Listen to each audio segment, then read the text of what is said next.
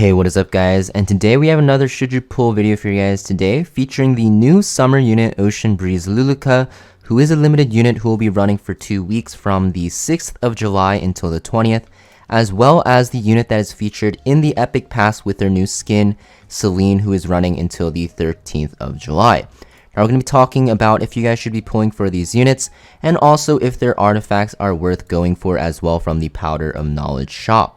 Now first off, let's actually talk about the new unit Ocean Breeze Luluca, who is a limited unit. Now there is a lot of controversy around her banner's release, and we'll talk about that in a second, but let's just talk about her kit really quick so you can actually kind of know how strong she actually is.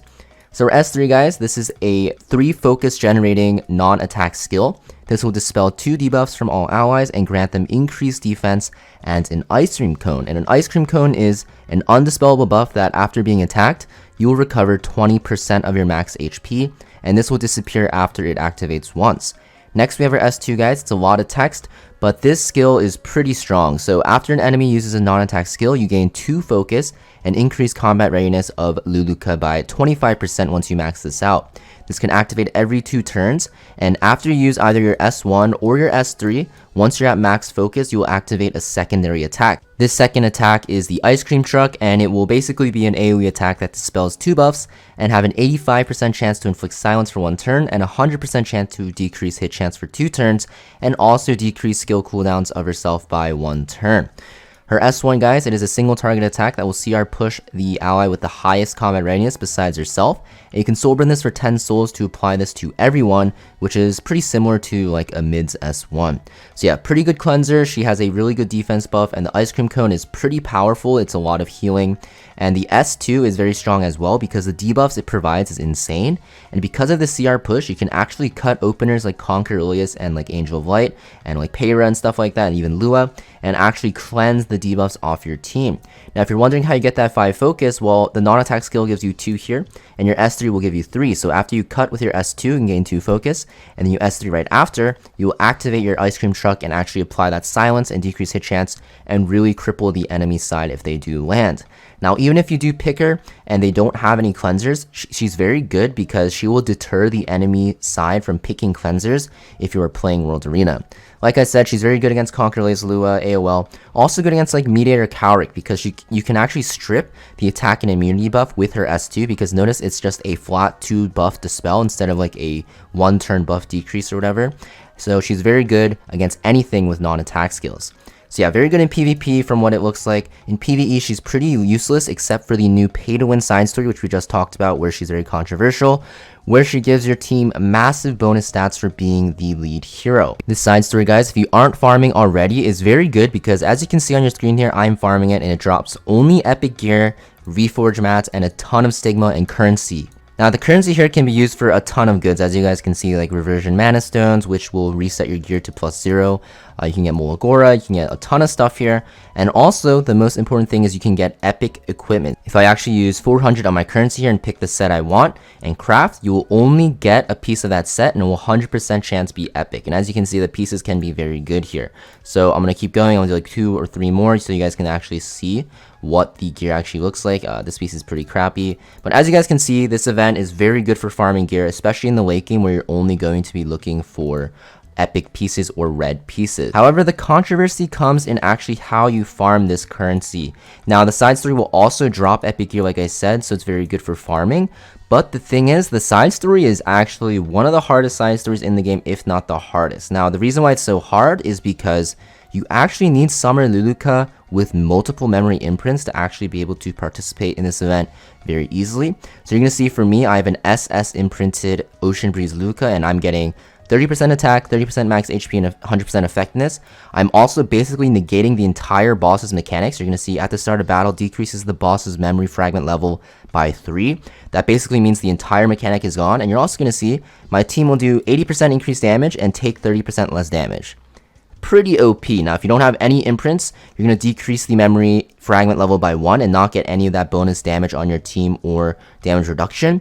And as you can see, as you start going up the memory imprints, the buffs get insane. At S, you start getting that 30% damage reduction, and you will, be able to clear the bosses pretty easily. At A, I think is the bare minimum to beat level 5 unless you have a super cracked team comp with a lot of gear and very specific units, because, not being able to decrease the memory fragment level by 3 actually is going to be very harmful. So if you have no memory imprint or only 1 at B, it's going to be very hard to progress.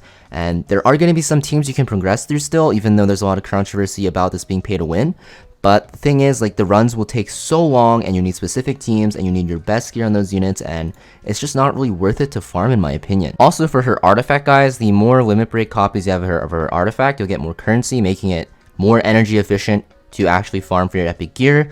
So double pay to win feature, pretty unfun. You're gonna actually see I do have a max copy because I limit broke it because I didn't want to fall behind in gear, and I have an extra copy because this artifact is so good, without any limit breaks already for soul weavers, and the fact that I have to waste all these copies and bottles to actually get the full currency benefit kind of sucks, but it is what it is, I guess. But yeah, don't want to talk about it too much, guys. Basically, if you want to hear more about my thoughts about the whole situation, I have a link in the description box with the video down below. You guys can check it out. I did talk about it pretty in depth about this entire thing that is going on, and I know a lot of people are complaining.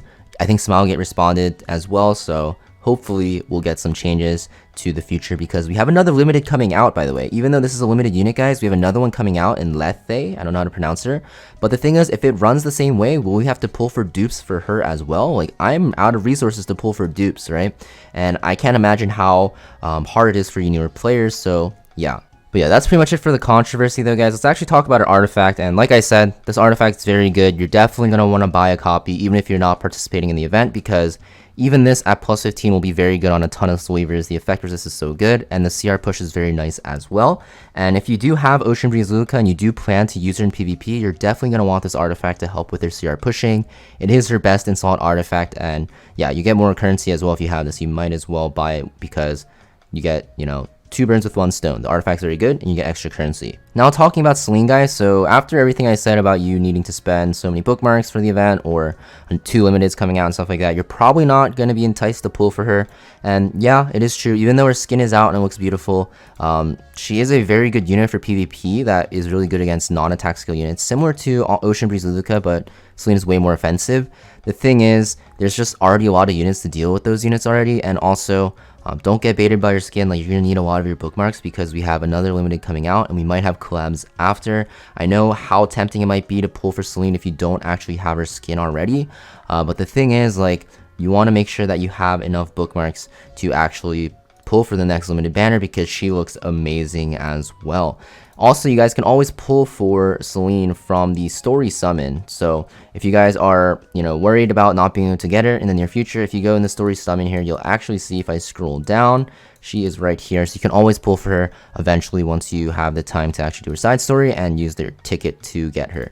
Also, her artifact, guys, pretty good. I think this artifact is very good on Tempest Cern, ML Celine, any units that want to cut enemy openers with non-attack skills, so you can surprise units you can surprise people very easily with this. It's also good on Celine as well, obviously, but the thing is, you can always use other options. It's not required, so I think this artifact is an easy skip as well. That being said, that's pretty much it for this Should You Pull video though, guys. The controversy is pretty insane. I'd recommend you guys check out my last video that talks about it, because you guys might be very surprised with how the game is progressing, but I did hear that Samool responded, so hopefully they either change this event, or for the future they don't do this again, because I think honestly this event is very catered to whales, but it wouldn't be a huge disadvantage to free-to-play players in the long run. But if they continue to do this, that is where a problem will actually happen, because then you'll just have people that will not want to start playing this game because people are just way far ahead. So yeah, that being said, thanks for watching, guys, and I'll see you guys next time.